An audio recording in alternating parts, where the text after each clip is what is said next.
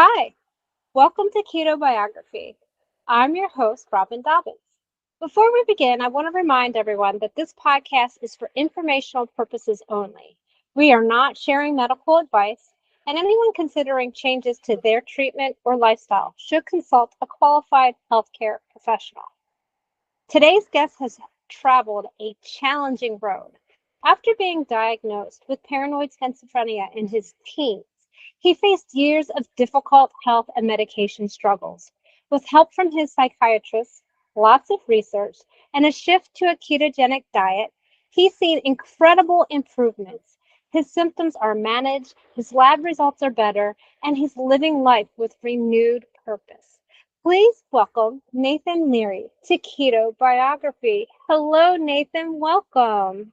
Hello, how you doing? I- I'm doing wonderful. I'm so glad to have you on and to hear your story. So just to let you know, what I do here is I want you to tell your story in your words the way you want us to hear it. So I just like Mhm. turn it over to you and let you go. So have at it. Let's hear it. Okay, absolutely. Well, when I was just after high school. It was my high school party, like the Christmas party. Just leaving high school, I started to realize that I was going paranoid. Um, and that was an earth-shattering moment for me because I at that time I'd figured I'd lost all of my friends at that time because of an awkward situation I had with somebody.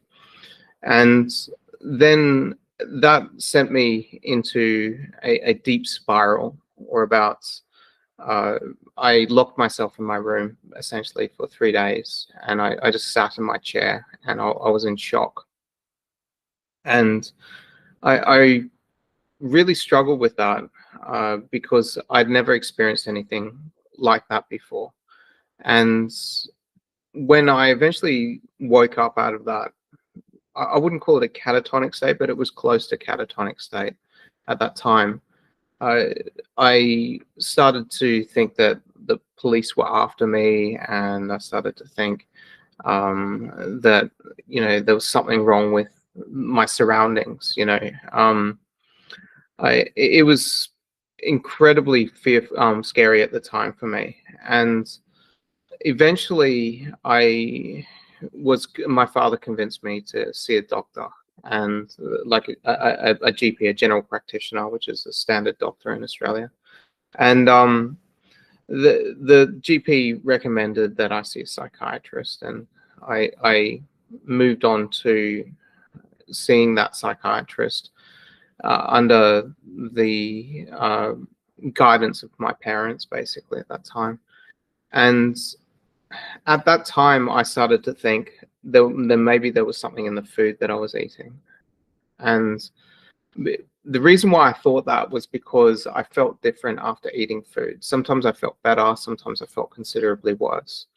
And I thought that maybe it's the food. There's either drugs or medication or poison or something in the food. I was going through this journey of trying to figure out what was going on. And so the doctor uh, originally diagnosed me with paranoid schizophrenia, and that was a, a shock, to say the least, because I'd never heard of anything like that before. And it was, it changed my identity essentially. But after maybe a year of not wanting to accept that I was sick, I eventually decided that there's something wrong with my life. It keeps derailing over and over again, and my life is getting worse and worse. And the common factor is me. So I needed to follow the doctor, not blindly, but follow the doctor as much as possible. And so I went through a whole series of medications that the doctor put me through, and the doctor, with all the best intentions, I think he tried to help as much as possible, and he did eventually. But what I went through was the side effects of about 5 or 6 different medications. One of the side effects, which I remember very distinctively still, is called tardive dyskinesia, whereabouts in myself that my jaw locked up, and whereabouts my wisdom teeth, the gums where my wisdom teeth were, should be, they ended up touching, like grinding against each other uncontrollably. It's it's kind of like my jaw was like a snake, a serpent, kind of like moving left and right, and then it just eventually locked into that place. And I remember squealing in agony at that time, and my parents rushed me to the hospital, and I eventually got an injection, and that released my jaw very quickly. But the pain was the most pain I've ever experienced before. And then there were other side effects from other medications, like extreme sleepiness. There was one bracket of time in my life whereabouts I was sleeping for about 16 hours, I would say, a day. It was not really living. It was more, just feeling tired all the time. And then I was also put on a medication called Zyprexa, which made me gain enormous weight very quickly, which relieved my parents at that time, because at that point in time, I was really struggling with eating food, because I wasn't sure what was in the food that was affecting me. And I didn't want to eat food, essentially. So at that point, I had lost maybe, I'm not sure how much weight I lost, but I went down to about 60 kilos. And then when I went on the Zyprexa, within 6 months, I ballooned up to 90 kilos.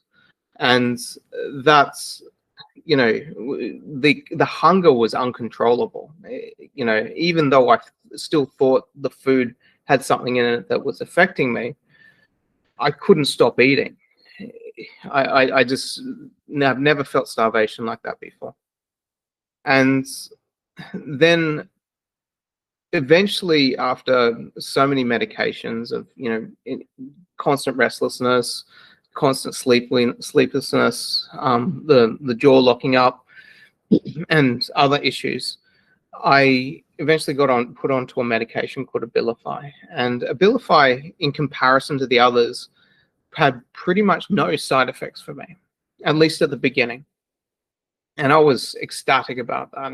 And I remember asking the psychiatrist, "Why didn't you just give me this in the first place?" And he said he said that his guidelines say that he has to give the older medications first, and then he can give the newer medications. And that was very disappointing. But I also learned that if that didn't work, then I would have been diagnosed with treatment-resistant schizophrenia, which would have sent me down a spiral much worse than what I experienced. So I'm really grateful that worked really well, and that allowed me to set a different trajectory in my life, whereabouts I wanted to get better. It's been a dream of mine for about, I would say, it's hard to tell because it's so long. It's about 15, 16, 17 years that I wanted to get, experience like a normal life, whereabouts I could actually be normal.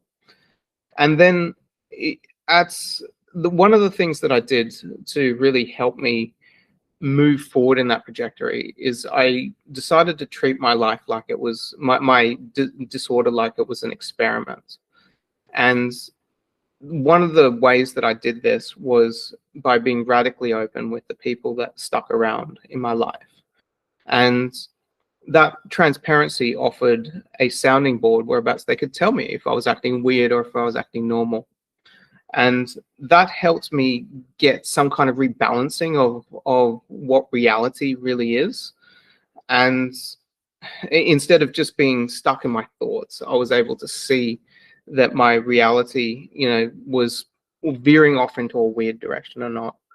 The other things I did was I practiced a lot of mindfulness, an absolute ton of mindfulness. Like when I was it became an obsession. So I would constantly log my thoughts, like mentally. I would, as my inner monologue was, chattering away, I would listen to it, not judge it, just try and understand why am I thinking these thoughts, and that created enormous progress in my life. I don't think I could have recovered the way I did unless at that point in time, I practiced mindfulness the way I did, and I practiced meditation, and that helped my mood a lot as well. Whereabouts I got to a point, whereabouts I felt like everything will be okay, and that was a nice feeling for me. The other things I did was I studied. I started to relentlessly read about my illness and read about different perspectives, the natural medicine's perspective, the scientific perspective, people's stories and so forth. I did that for, almost, once I started to actually be able to read, it took so long to actually be able to follow a book and to listen, to read from top of the page to the bottom of the page, and to be able to remember that information and then eventually apply some of it. It was horrible, but what was more horrible was existing the way I was existing at that time. So that pushed me to keep trying. And I also had enormous confidence issues. My social skills went from probably a 2 or a 3 at that time down to a 0 or a -1, I would say. And I felt like I was just a monster, like, somebody who was just a horrible person inside.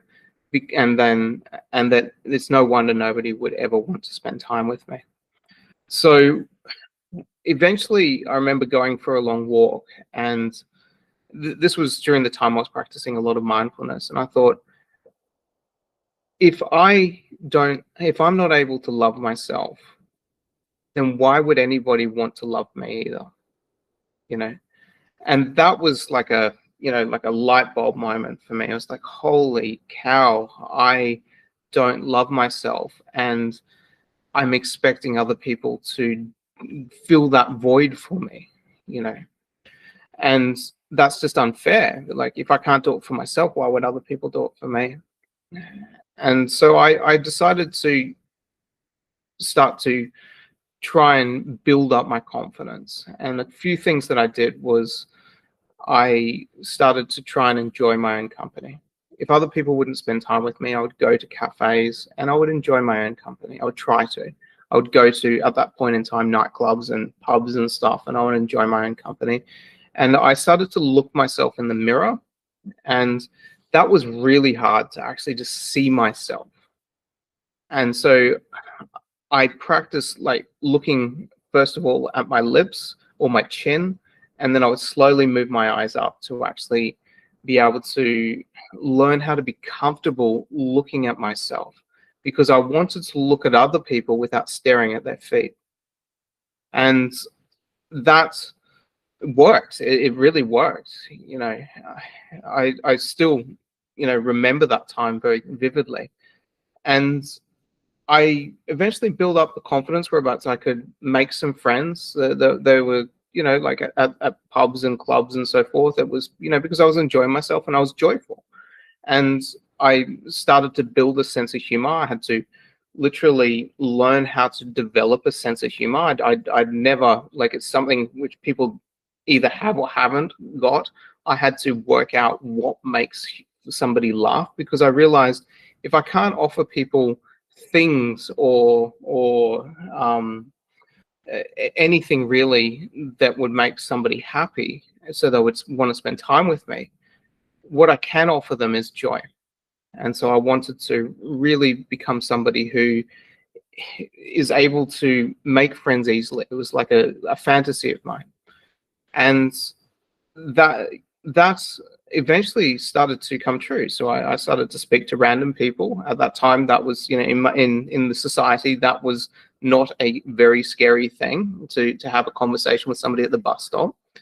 And and I was able to make some friends, and I was able to, develop a reasonable life. And then I started to study. And so I went down the natural medicine path, and that was very hard.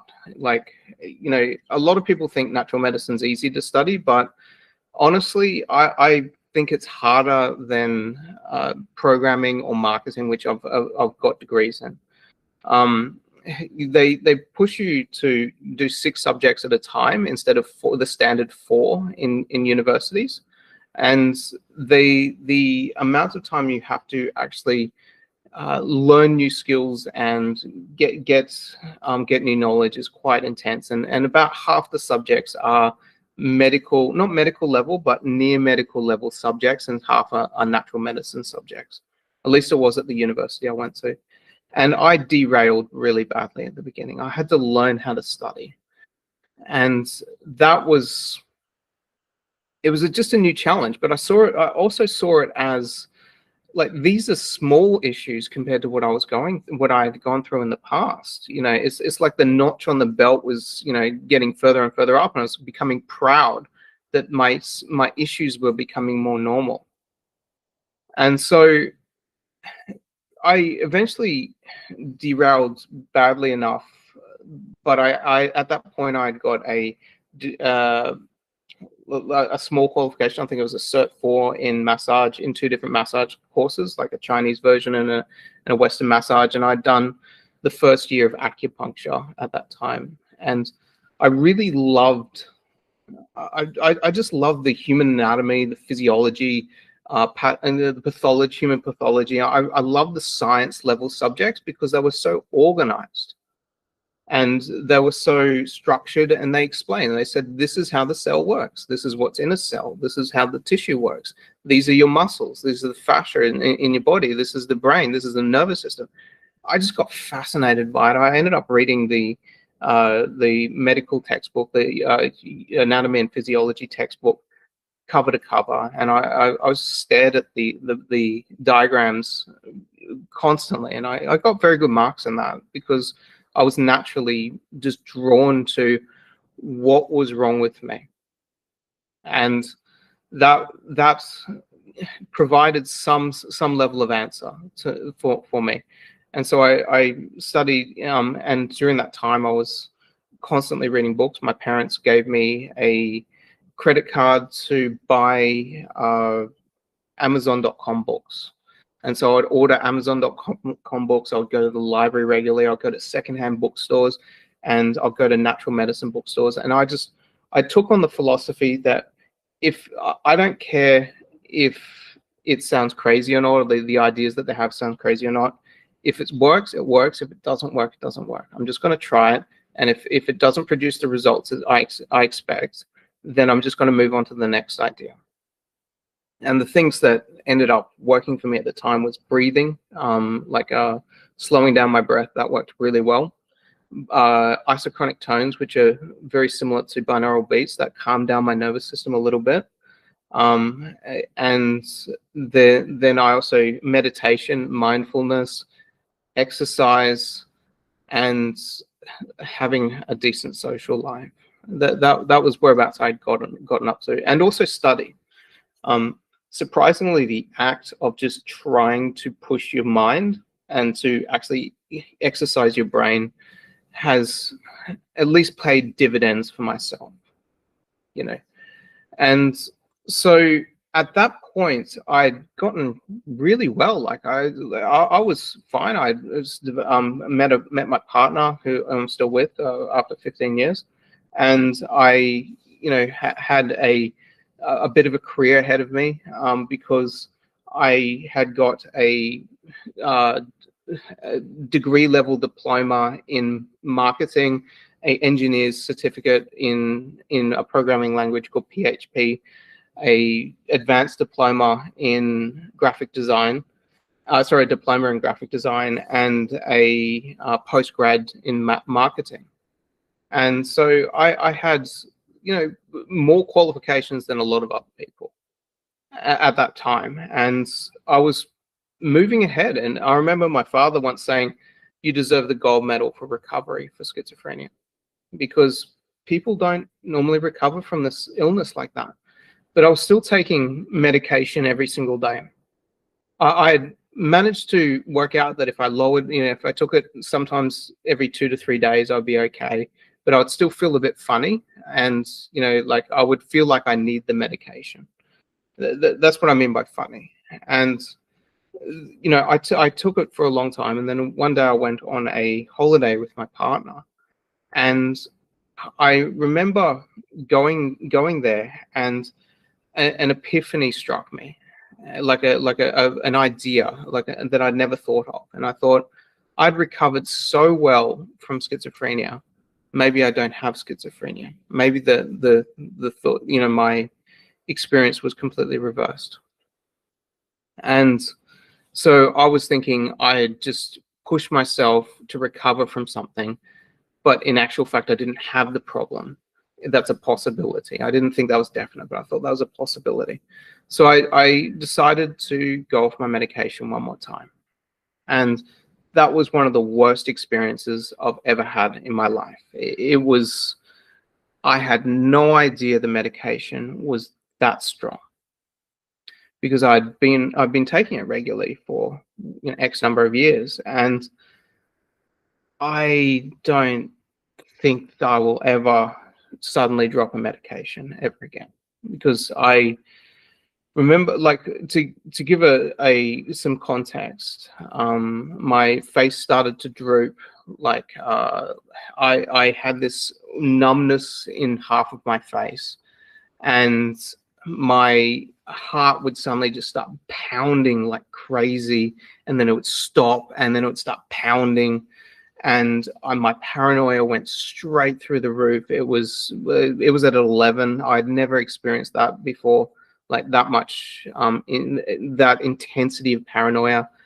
And then I would just go normal again, and then the paranoia and everything would start up again, and my blood pressure went from, I don't know what it was previously, but I started measuring my blood pressure, and it went up to near stage 3 hypertension. And then whenever I would go to a doctor, they would say, "Are you taking medication?" I'd say, "No." And they'd say, "I'm sorry, you need to take your medication because we can't help you." So I had, pretty much given up on the medical system at that point, because they were saying, if you don't take your medication, we can't help your physical problems. And I assumed that meant it's psychological. And that's what they thought. It was just purely psychological. It was all in my head. Even though my voice was drooping at one, like slurring at one stage, and the doctor said, "Are you drunk?" And I couldn't walk at one stage. My body was so low in energy that I had to hobble to a doctor's office to find out if they could try and help me. It was frightening, very frightening. And I was thinking, like, what's going on? Like, because I didn't associate the medication dropping with what was happening to me. It wasn't super quick. It was like the symptoms started to happen after about 4 weeks.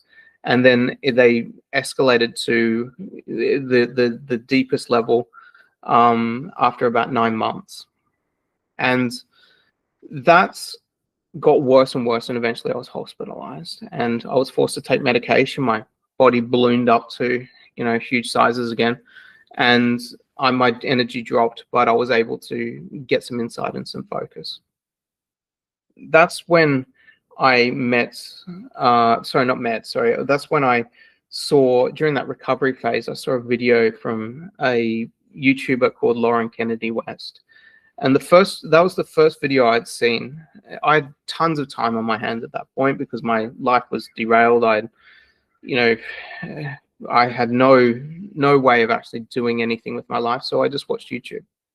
And so Lauren Kennedy West's video, the first video I saw, was her being very sick. She had just had a psychotic break in the episode. She had tried to escape from her partner and so forth, and her partner was interviewing her from the aftermath, and it was like this white background. It was very intense, like emotionally intense. But I thought, this is just exactly what I need to see, because I could empathize exactly with what she had gone through. And then after the video, I got recommended a second video from Lauren Kennedy West. And that was Lauren Kennedy West, absolutely fine. You know, no medication, eyes clear, you know, her face looked completely different. Like, you know, she didn't have an illness, and she was very articulate, and she was telling everybody how she did it, you know, like the like a generalization of how she did it. And that fascinated me, because if I'd seen that video first, I would have thought she's a fraud. But because I'd seen her sick first, you know, just from the aftermath of just coming out, almost probably just coming out of the hospital, to that, you know, seeing a completely different human being, basically, you know, somebody who's super healthy from somebody who's super sick. I thought there's got to be something to this, because people with schizophrenia or schizoaffective disorder don't recover. When they don't take their medication, they get sick, and she's getting healthier. And so with my same determination that I used to study, you know, programming, marketing, graphic design, and natural medicine, I also use that same relentless determination to learn how she actually did it. And I imagine it's like an orange. If you think of an orange as, like, if you turn an orange, it looks like the same orange over and over again. But if you keep turning it slowly and studying every single angle of that orange very, very slowly, you will, in your mind, map out exactly what that orange looks like from every angle. And that's what I thought. I thought, this is not a degree. My life depends on this. And I want to get where she is. So I started to study. And I started to watch as many of her videos as possible. And I started to watch other people's videos. And I started to watch other people's success stories. Then I started to look into the science behind it. I couldn't understand the physical, scientific reports. But what I could do is use AI. I used Google's Notebook LM subscription, like their Gemini subscription, to summarize the videos and like turn them into podcasts, essentially. And they beautifully explain what was happening inside the scientific reports. And that was, so I did that with, like, I don't know how many scientific reports. I started to listen to the science behind it. Then I started to buy ebooks on it, and I bought multiple ebooks, audiobooks, and I started to listen to all the audiobooks. And eventually the orange in my head, the map of how this happened, started to take form. And I started, what I realized is I had three problems. The first problem is I have schizophrenia. And if I don't do this right, I will continue to degrade. My mind will degrade. The second problem is I have a medication withdrawal problem. And what I experienced was was 50% schizophrenia, 50% medication withdrawal. The third problem I have is I have to convince other people that I can do this, especially after just getting sick not too long ago. So I helped convince my partner. Like, I started to show her some of the key information that I'd learned, and I started to convince her that maybe there's a chance that this could work. But she said, I will help you on this one condition, because what I went through was hell. I'll help you on this one condition. You do this in front of your psychiatrist. And I said, yep. And she also said, if you go off your medication, you do it incredibly slowly and you do it safely. And I thought to myself, I have to hit a home run with this. This is not a, you know, I didn't pass my exam, let's try again situation. This is, I have to succeed, because this is my only chance. And if I don't succeed, I may die. You know, I may kill myself. I may hurt somebody else. I may be hospitalized indefinitely, like, like go through the cycle of hospital, then no hospital, then hospital, then no hospital, which is not living. In my opinion, it's not living. It's not living a happy life, I should say. That's a more accurate description. And I decided that if I'm going to do this, I'm going to succeed. So I started to journal everything. I looked up the Think Smart framework, and that gave me an incredibly useful tool to work out what I was doing.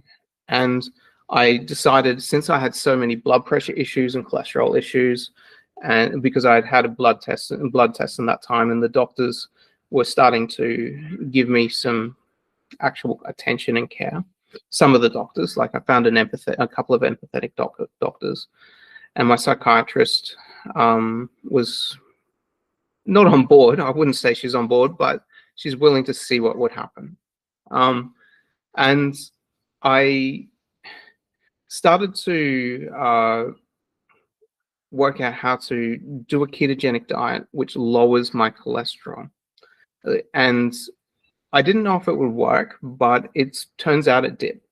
So the way I did this was, instead of going down the butter and coconut cream and MCT oil route, which is really great for raising ketones, I decided to go down the Mediterranean diet route and use Indian spices like turmeric and black seeds, and various like cat's claw and so forth, which is not I don't know if that's Asian, but it's like an anti-inflammatory herbs. And I decided to see if I could lower my cholesterol. And what I found was that using oils like olive oil, avocado oil, walnut oil, flaxseed oil, fish oil, and instead of butter and cream and so forth, and high fat meat, my second blood test went lowered my cholesterol. It raised the good cholesterol percentage and low bad cholesterol percentage. So it changed the ratio. So I had less cholesterol and more of the good stuff, and less of the bad stuff. My vitamins went straight up to a really, really healthy level. My iron went up. My every single marker that the doctor went through, and he took about 3 or 4 vials of my blood, every single marker improved.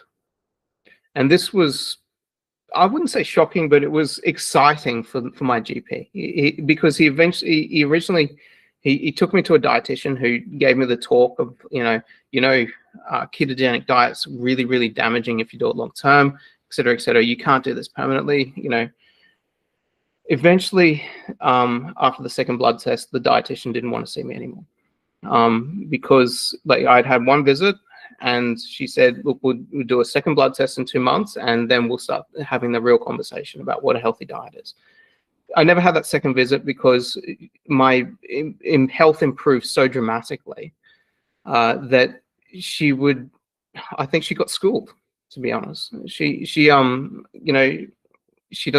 probably has no idea on how I got so healthy, because what she had tried to tell me is that I was going to get less healthy, but actually the opposite happened. And when the GP was giving me my results, he was like going, "This is great, this is absolutely fantastic. Cholesterol's down and iron's up." And it was asking me lots of questions. It was just wonderful to have that kind of feedback, And it also explained something to me, because my anxiety at that point had gone to zero, almost zero. My become considerably more patient, far less stressed. My mood just generally I just felt so much appreciation, and I just felt like kept having good day after good day. And the journal which I was keeping at that time, the health journal, it was reflecting that. It was like good day, good day, good day. Then after about 2 weeks, bad day. Then good day, good day, good day. 3 weeks, bad day. And then it was just, you see from the map that I'd created, the journal article entries of every day, that my good days to bad day ratio was improving, like if it was a graph, it would just consistently getting better and better. And it's been a long time since I've had a bad day these days. I do a lot in my day, and I really, really push myself, and I go through a lot of stressful events. Well, what I would used to call stressful events, but it's like I have the suspension to handle the bumpy road. And so I realized at that point that I had actually, I have a serious possibility of overcoming the illness that I have. I don't know if that's ever possible, like to permanently, eat cake and eat the junk food that I was eating and be okay. I don't really care. It's kind of like if you have a heart attack, you don't want to go back to eating fried chicken and high processed foods. You just don't want to take the risk. So, but I realized that, like, I had actually done what a lot of people would consider impossible, especially the medical industry at this point. And that made me think, I have to tell other people. My story from being sick is not unique. It's common for people with schizophrenia or bipolar or even other serious mental disorders like major depression and so forth. The details are obviously, going to vary, but the suffering's the same. The level of suffering, I should say. And I want other people to know out there that there are possibilities out there. Maybe not to recover the way I've recovered, because it's a lot of work. And I may have been incredibly lucky that this particular strategy works really well for me. But I think most people can get pretty good results, some kind of improvement if they just change what they eat. They get a little bit of sunlight every day, like healthy amount of sunlight, and they don't get burnt or anything. They don't get pink. They just enjoy the sun, just enough to actually to warm up a little bit and to get the brain actually moving again. And they get some regular exercise. Their sleep's improved, and they improve their sleep, and they cut the alcohol, cut the cigarettes, cut the caffeine.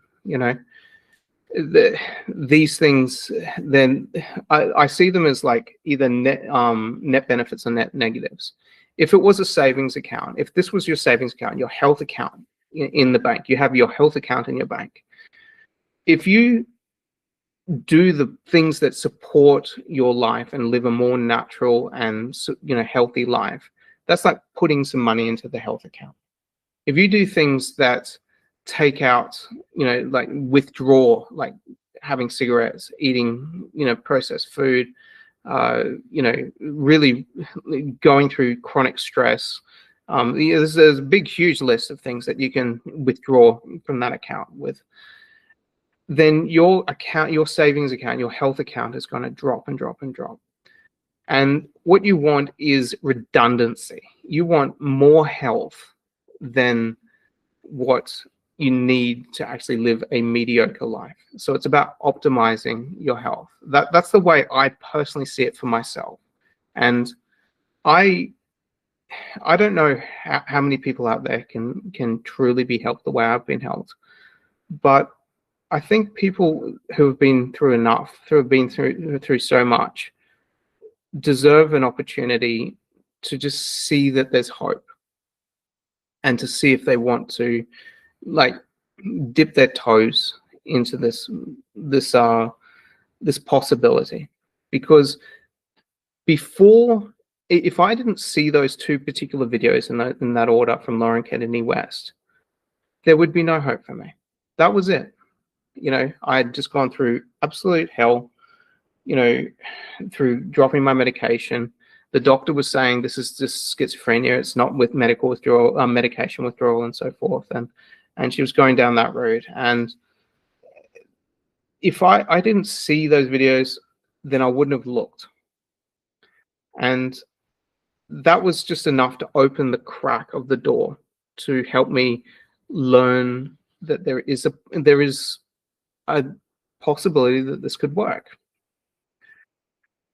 But the chances of me seeing those videos in those in that order was 1 in a million. You know, I don't know. Maybe YouTube knows me better than I do. Who knows?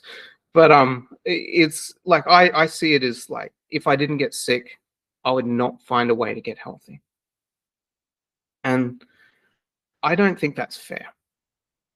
You know, I think that people out there who have been through incredible suffering and have been told this is something that you're just going to have to learn to live with deserve to see that there's a possibility that there may be other options out there. But you have to look. And so that's why I created a website. I created two different websites. The first one I created is at likelifemore.com. And that one is a plethora, it's like of videos and information for people to just see if there's something out there that they can help, that can help them with. And but when I created it on a server whereabouts it's taken a while for Google to grab onto it and to to give it some credibility. But it's a beautiful website that has so much information. It's got like 80 or 90 personal stories of people recovering from the impossible. It's got doctors' information on, like what their opinion is. It's got recommendations for books that are just fantastic books that I've read most of them. And I, thought these books need to be shown to other people. And it's also got links to websites for helpful resources. The other website I've started up is called stopthevoices.com. And that is going to be my main website in the long-term future. I really want to create a set of resources that give people the opportunity to look for more information in a way that's incredibly shareable. So the vision I have for that website is, because there's so much shame attached to mental illness, people don't go, hey, look at me, I've got ADHD. Hey, look at me, I've got major depression. They don't say anything like that because it's a horrible experience and there's still a strong stigma attached to it. I want to give people an opportunity that if they get some help from the resources that I share on that they're able to share that with somebody who they can empathize with. And I want to make it so like really easy for people to have to send them a WhatsApp message or an SMS and say, hey, this helped me, a private message, and say, this helped me, maybe it can help you too. It doesn't have to be, shouting from the rooftops like, I've got this disorder and you should look at this website. I really want it so people can privately help their friends and family in a way which is not embarrassing. And that website is now online, and it's hopefully it will. I've learned from the mistakes of the last one, the SEO mistakes, and so hopefully this one will gain a lot more traction.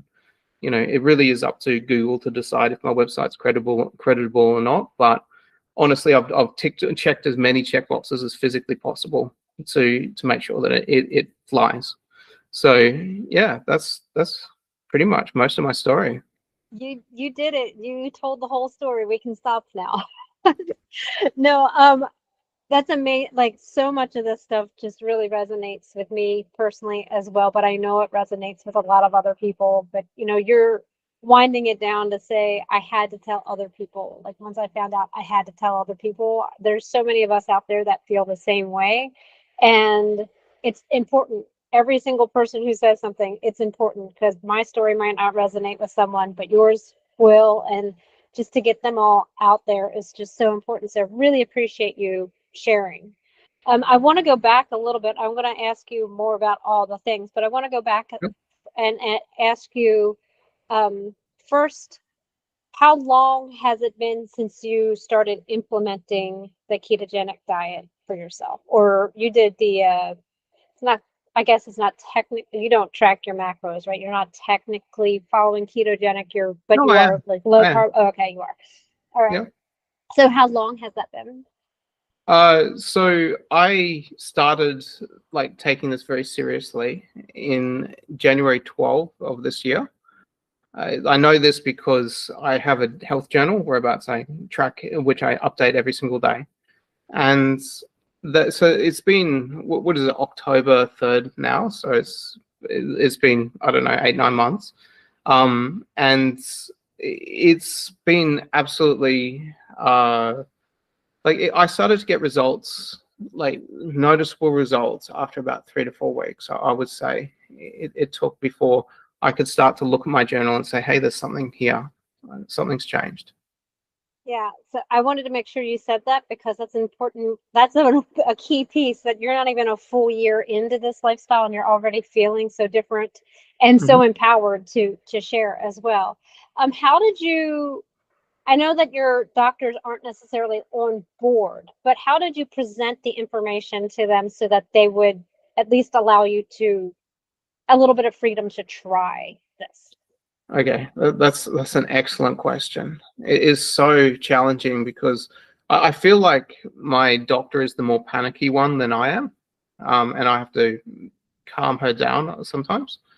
Um, so the things that I did was, first of all, I operate with radical transparency with my doctor. I share my health journal. And it's not just a health journal which measures blood pressure and sleep and mood and energy and so forth. It's also got my day-to-day events in it and how I, a little bit of how I think. It's got a paragraph in of every day saying, this is what's happening to me, happening with my life, I should say. I shared so many scientific articles because I know a symptom with schizophrenia is a lack of insight and a fixed and continuous belief that is bizarre in nature. And so I needed to show her that a ketogenic diet, healing schizophrenia, is not a fixed and continuous belief that's bizarre in nature. The way I did that was I provided a ton of evidence that showed her that I'm not coming up with this idea in my head. I'm following the science as well, even though it's emerging science. It's not proven. It's some people it works for, some people it doesn't. That's what I've heard. But they don't know the details on why some people it works for and why some people it doesn't. So I needed to show her that this is like not coming from me, it's coming from what I'm reading. And so I started to print out, I don't know how, I've given her maybe hundreds of pages of documentation for her to look at. And I'm sure she's only looked at 1% of it. But the point is that she has this information there and she's able to see that I'm not, I'm not coming up with this in my own imagination. The other things I do is I make sure that I'm my best self when I go in there. I don't have huge mood swings or anything like that. I don't normally get mood swings anymore or anything like that. But during the actual sessions, I make sure that she sees the person that I am in most of my day. Instead of, her talking about some traumatic thing and then me feeling negative and then, her seeing that as like a snapshot of, oh, he's negative, I try and be the mature person in the room. And that also means that I'm very honest with her as well, So she needs to see that, in my opinion, she needs to see that I'm able to live a full life. I'm able to deal with the traumas in my life without flying off the handle, And the other thing I do is I have got very unbelievable support from my partner as well. So whenever my psychiatrist goes down the path of this is terrifying, there's like a stick of dynamite which is going to explode. I can't sleep. She doesn't say she can't sleep, but like she's obviously very concerned. And I imagine in her head she's got that stick of dynamite and the wick's getting smaller and smaller, and eventually, bang, she's going to have to deal with the aftermath of me going crazy. I bring my partner in to the conversation, and so she can have sometimes have alone time with my partner, so she can see that what I'm telling her is actually what's happening. I'm not trying to fake sanity. I'm genuinely being as honest as physically possible and as transparent as physically possible. And what I'm doing as safe as I can do given my circumstances. And that is enough information for my doctor to say, I don't like this, but I can't deny it's not working. I can't deny it's working. Yeah, I like that tactic, just kind of flooding with information and hope that just a little bit sticks. That's a good way to do that. And I love that you have your partner involved as well. Like, just having one extra voice on your side, not that you're taking sides, but just someone else that can advocate for you, that corroborate your story, I guess. But yeah, I mean, the psychiatrist is in a difficult position, especially we've talked about some of the healthcare things that go on in Australia are different than what we understand here in the US. But she's taking a risk with you, and I could see why she would really want to be very cautious and make sure. I'm sure there's other people who are like doing the same thing, coming in, showing their best selves, but they're still very, very ill, and they're just trying to get out of having to do some of the work that's involved with healing or whatever's presented to them. And so she's got to make sure you're authentic. And it sounds like that's a good relationship that you guys have. How often do you have to check in? It's typically once a month. I feel very fortunate that my doctor has a lot of empathy and a lot of very sincere care.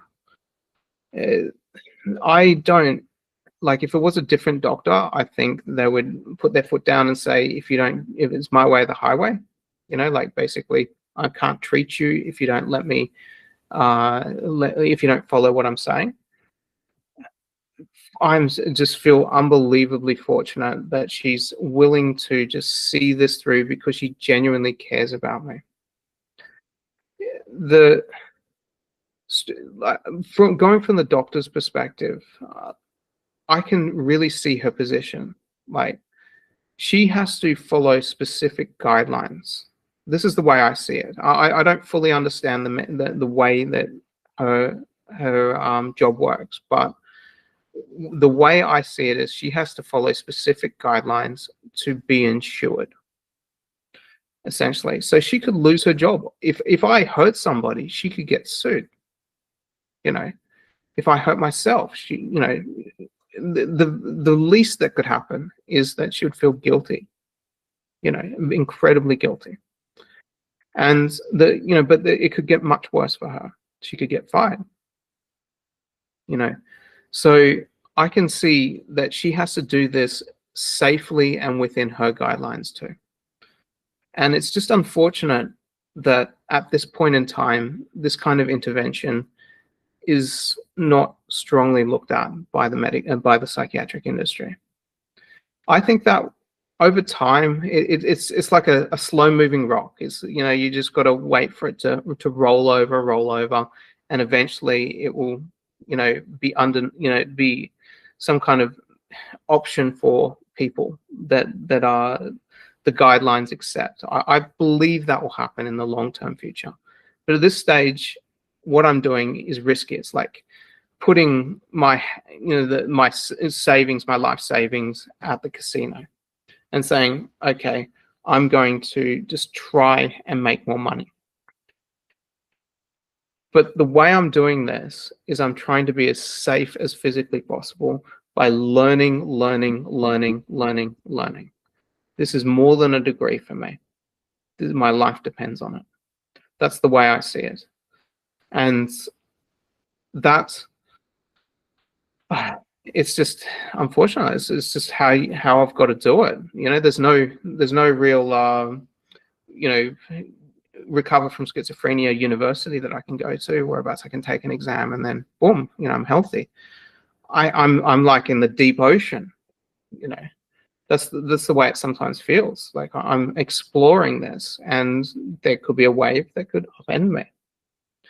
And so my way of actually safeguarding this is to learn as much as possible and to stay up to date with everything, and just learn.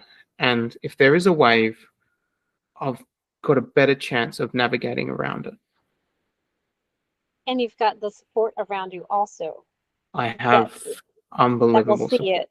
Yeah, that's an amazing feature. I was the same way when it was time for me to try and see if I could reduce my meds and all that stuff. It was my first step was talk to my family and make sure they knew they could be honest with me and let me know, because I wouldn't see it. I don't see it when it's coming. They do. So that's a big thing. So I want to not really switch gears, it's still part of your topic, but I want to talk more about your vision here for the advocacy that you are now doing, because this is a big thing that you've taken on, this challenge of creating these documents. You shared some of them with me that are easily shareable, and I love the idea. So you gave us like a real brief overview, but I'd like you to really like talk about your vision on how people will use these things that you're creating, Sure. in a way to help each other out. Okay, so I'm looking at it from a marketing lens, because I have to do that. There are two pain points that I see people have, and what a pain point is it's basically a topic that somebody has, like an idea that somebody has that says, this is difficult, I can't do this. And if you solve these pain points, then people are more likely to take the action that you intend them to take. So the two pain points that I see is the incredible shame that people have when they have mental illness. And the second pain point is they're afraid to have hope. Because it's really hard if it goes wrong. Really, really hard. And I want to soften those pain points for people. And the way I want to do that is by offering a way that people can naturally find this information and see not just the medical experts out there talking about the possibility of getting healthier, but also people's personal stories. So they can see not just one or two stories of like aberrations in society, whereabouts there are a couple of people who get healthier. I want in the future hundreds and hundreds of stories of people overcoming the impossible, what we think is the impossible. So when they look through that, for the occasional people that see that and want to hope and want to look and see a possibility out there, they can look through those stories and they can learn from those personal experiences. And they don't just learn that it's possible, they also get little tips on what worked for that particular person as well. And so those are the two big things. And on top of that, I believe that most people that recover from severe mental illness have way more empathy than a lot of other people, because they're not only healthy now, but they've been sick and they know what it's like to be sick. It's kind of like if you were stuck in a fire and you escaped, you understand what it's like to be stuck in a fire. And so I believe that because people have, a lot of these people have an enormous amount of empathy, they also have an enormous amount of compassion, and they want to find a way to help other people. But it's also very tricky. Like, how do you do it, right? So giving this information in a way whereabouts it's easily shareable to other people in a personal, private way, whereabouts people can say, hey, check this out. They don't have to say much. And that can give that other person an opportunity that they also got themselves. But I also want to do this in a way whereabouts I do no harm. So I don't want to hurt other people with this information, because it's to actually believe that you can go off your medication is really dangerous too, because it's really unsafe. I've had to learn how to go off my medication in a safe way, and so far it's working. It's going to take years before I get to zero, even though I'm on such a low dose. That zero is going to take a long time. And the reason why it's so unsafe is because people do actually die going off their medication, and so I don't want to show people how the avenue of this is how you go off your medication or anything like that. I just want to show people, to open that door, to open that crack for people to look at that information and to see where the possibilities are in the future. And I think a lot of people don't give the mentally ill people enough credit, to be honest. I think a lot of them are incredibly resilient and incredibly creative people, and they will find a way that will work for them if it can work. But it's such a hard thing to do, because I don't want to hurt anybody. I just want to do this in a way which is as safe as physically possible. And this is a learning experience for me too. I think it sounds like it's going to work. So, just what you shared with me are these small files, like a PDF file that I could. So for me, my story is bipolar and depression. So if I kind of kept them in my pocket or on a file on my phone, if I came across someone in conversation and they were telling me their story and they were struggling, I could just send that in a text. Just copy and paste it and send it in a text. It's just a real, here I am, I want everybody to come and share their personal story on the internet for everyone to hear. But small, bite-size, easy to receive information, especially when you're in the throes of illness. I think it's a brilliant idea, and I do think it will take off. And can they be found on the website, the new website, or both websites? Okay. On stopthevoices.com, that they can be found. So what I've created for every single page is a downloadable PDF that has clickable links on it. So it's something that you can keep and share with other people. And if you want to print that particular PDF out, it has a QR code to every video and every book and every link on the PDF document. So it's possible to print it out, use your phone, and actually, access the YouTube videos and so forth. There's also on that particular, on every single page, there's a button there that says share page on social media, that allows you to share page on the social media, and it makes it super easy to share it on WhatsApp, and Reddit and all these other different platforms and so forth, or just copy the link and share it with your friends. So I've designed the website in a way whereabouts it's easy for me to update the website and then create a new PDF from that, a new printable PDF, which is also on your phone. You're able to just click the links and go to the various resources.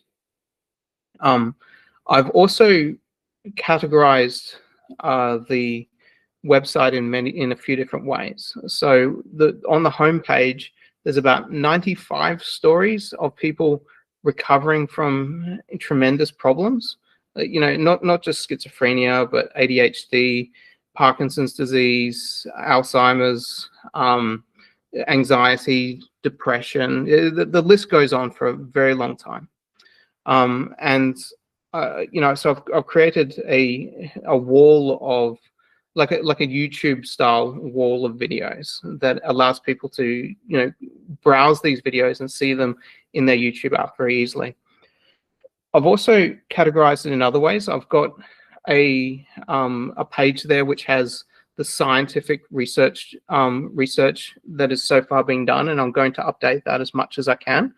And there's so far about 30 different scientific papers that people can easily find on this, the science, like the research that's been done and the progress that's been done on that level. Then there's also a section there for, at the moment, it's got ADHD, depression, anxiety, schizophrenia, and bipolar disorder. I plan to update that link, those categories more. Those are more, those pages are more for people that have a specific condition and want to just, see where to look first, or to, look at this point in their journey. I try not to, I'm trying very hard not to,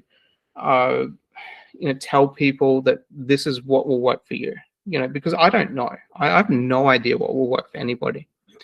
But I'm hoping that if people will look at this information and learn enough, like I have, they will carve out a path that is best for their particular situation.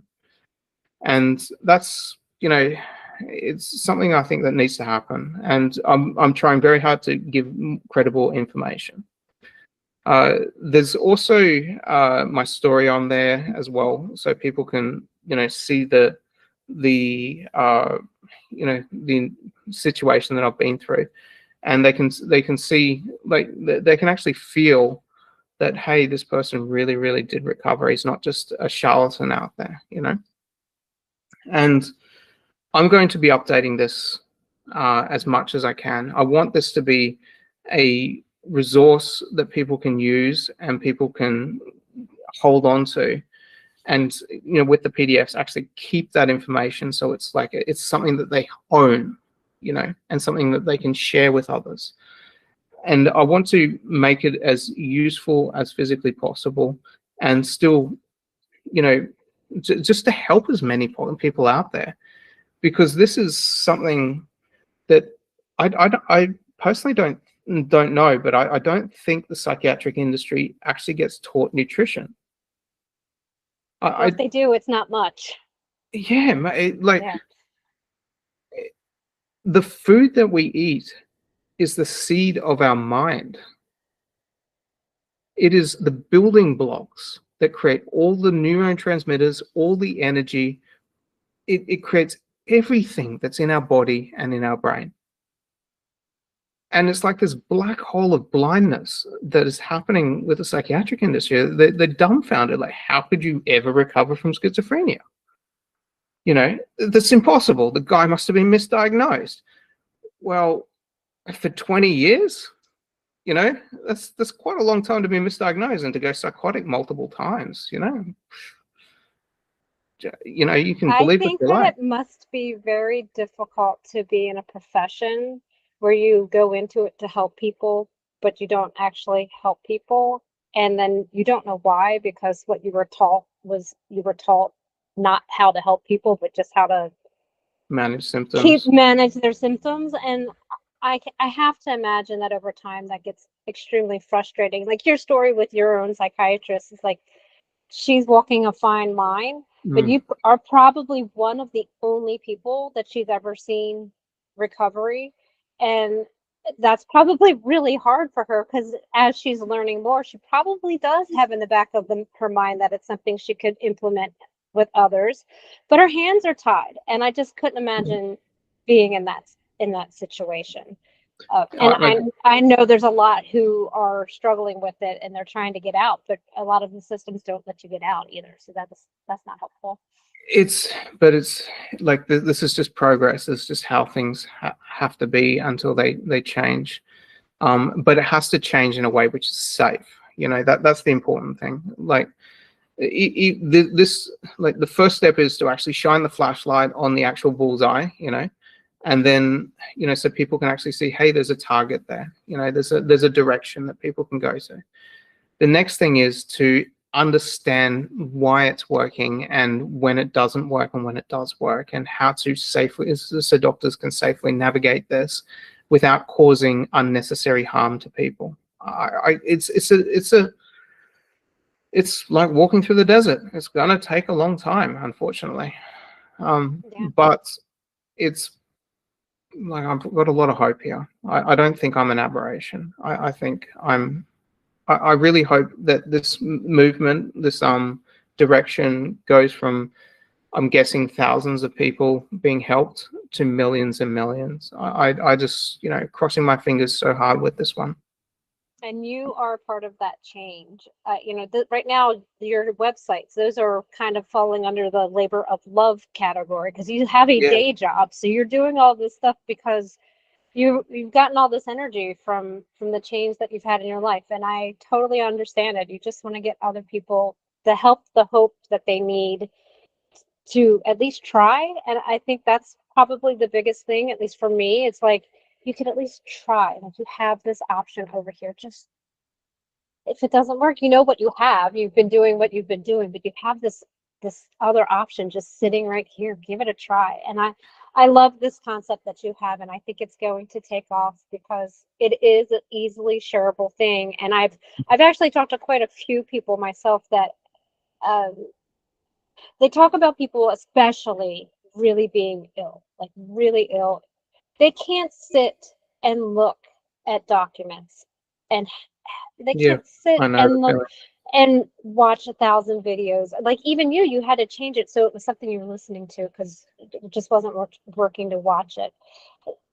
Just some quick little pieces that are shareable. I think it's a brilliant idea, like I said, and it's just one more tool because we have a lot of different things that are happening. We do have podcasts, we do have videos, we do have doctors giving presentations, we have studies, but nothing is going to be overturned. And you've come up with a niche that I don't think anybody's really talking about, and I think that's a great thing. All things are on the table. I think you and I have talked about that before. Every single door is open for different opportunities. It's figuring out which one I can walk through and share with other people. And you figured out yours, and I love that. I think it's going to take off. So I want to remind everybody about stopthevoices.com and likelifemore.com, because actually both websites are very, very well done, and they shouldn't be hiding and buried in whatever the SEO for Google is. They need to be up near the top. We're actually over the time that I Hmm. usually spend, but I want to I if you don't mind, I would be remiss if I didn't mention that you have done your Think Smart framework. You mentioned it as something that helped you while you were seeking options, and then that you also went on Think Smart and you shared your framework, the things that you do. And I just want to make sure that I tell everybody out there that Think Smart is on metabolicmind.org. And a lot of us have our profiles on there. The the great thing about this framework is that if you fill it out for yourself, you can look at what other people are doing, Mhm. and maybe some of that works for you, maybe it doesn't, but you can choose. It's kind of like a choose your own adventure. You get to choose the path that will work the best for you, and it's changeable. So if something's not working for you, you can fix it, and you can look at what other people are doing. So I wanted to make sure that I said that because your framework's on there, my frameworks are on there, Yeah. so many people. So that's also another shareable thing, but it comes with a lot of, well, there's a workbook, and sitting behind me is the actual workbook, but the website piece of it can be a little bit overwhelming because it's a lot of information. So, Mm. every single thing that we have available to share with people, I think, is important. Yeah. One thing will work for one person, one thing won't work. So I didn't want to make sure I mentioned that. There's also I've got multiple social media accounts. I'm trying to be as visible as possible so people can gather hope and a little bit of information. So I'm on TikTok, Instagram, and YouTube, and I forgot the last one. X, are you on X? X, thank you, Yep. Elon Musk's service. So I'm on those different platforms, and you can find me at Nathan Leary 82 or lifelifemore.com. And yeah, please support this if you believe that it can help others. I will put it in the show notes for everyone to have access to as well. So we'll get that out there. Nathan, I really appreciate you coming on and sharing. And I have not only a lot of hope for the journey that you have ahead, because it's so amazing to me that it's been less than a year and you're already feeling so well. And I know that's a difficult road. Titrating off of medication is a difficult road. Yeah. I always say it's not for the faint of heart, but it sounds like you're doing everything in the way that it needs to be done. So I'm excited about that for you. And I'm excited about the advocacy projects that you're working on, because I think they're going to help a lot more people. Before I end each show, I ask the same question, or I try to remember to ask the same question to each person. And that is, what can you share to help other people get started on their journey? Very good question. There's two books that I think can really help get you on the right track if you're able to learn. The two books are Change Your Diet, Change Your Mind by Georgia Ede. It's unbelievable. That book is life-changing for myself, at least. And the other one is The End of Alzheimer's, which is a protocol. There's a lot in common with what they talk about. You'll find any of these natural medicine techniques that work on neurological or psychological problems, you'll see an overlapping theme of lifestyle choices and changing the diet in a particular way that seem to produce really good results. Those two books I think are amazing. The other thing I think to follow is the Metabolic Minds YouTube channel. If you're more inclined to actually learn with just earphones in or by watching your phone, I think they've also got a podcast, but Metabolic Minds YouTube channel and YouTube podcast channel, I think there is. It's fantastic. That's just got heaps of stories on it, heaps of doctors and so forth talking about the latest research and the projects that they're working on. I love it. Yeah. Yeah, I agree. It's just a huge resource. It's sometimes an overwhelming resource, but it's a huge resource if you're looking for mental health or neurological health, anything like that. It's all right there. I love that we now have like one resource that we can go to find everything. So that's a great thing. Thank you for sharing those with my listeners, and thank you so much for joining and sharing your story. You're welcome. It This is a it real was pleasure. wonderful. It was wonderful to talk to you. So, on behalf of Nathan Leary and myself, thank you for joining Ketobiography. Bye. See you later.